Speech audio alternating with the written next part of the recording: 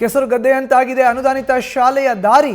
ಹೇಳೋಕೆ ಅನುದಾನಿತ ಶಾಲೆ ಅಷ್ಟೇ, ಸವಲತ್ತು ಮಾತ್ರ ಮರೀಚಿಕೆ ಆಗ್ಬಿಟ್ಟಿದೆ. ಹಾಗಾದ್ರೆ ಎಲ್ಲಿ ಶಾಲೆ ಇರೋದು?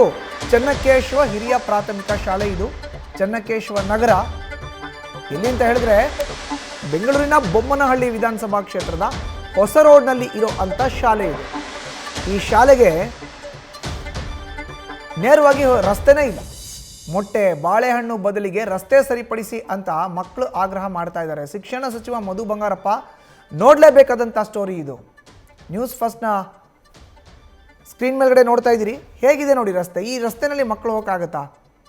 ನಮಗೆ ಹಾಲು ಮೊಟ್ಟೆ ಎಲ್ಲ ಏನು ಕೊಡ್ತಿರಲ್ಲ ಅದನ್ನೆಲ್ಲ ನಿಲ್ಲಿಸ್ಬಿಡಿ, ನಾವು ಹೋಗೋಕ್ಕೆ ರಸ್ತೆನ ಮಾಡಿಕೊಡಿ ಅಂತ ಕೇಳ್ತಾ ಇದ್ದಾರೆ ಶಿಕ್ಷಣ ಸಚಿವರನ್ನ. ಇತ್ತೀಚೆಗಷ್ಟೇ ವ್ಯಾಪಕವಾಗಿ ಮಳೆ ಆಯಿತು. ಮಳೆ ಆದಂಥ ನಿಟ್ಟಿನಲ್ಲಿ ಮಕ್ಕಳು ಈ ಕೆಸರುಗದ್ದೆ ಅಂತೆ ಆಗಿರೋ ರಸ್ತೆಯ ಮಾರ್ಗದಲ್ಲೇ ಹೋಗಬೇಕಾಗಿದೆ ಶಾಲೆಗಳಿಗೆ. ಏನೋ ಸ್ವಲ್ಪ ಹೆಚ್ಚು ಕಡಿಮೆ ಆದರೆ ಯಾರ ಜವಾಬ್ದಾರಿ? ಶಿಕ್ಷಣ ಸಚಿವರೇ, ನೀವು ನೋಡಲೇಬೇಕು ಈ ಸ್ಟೋರಿನ.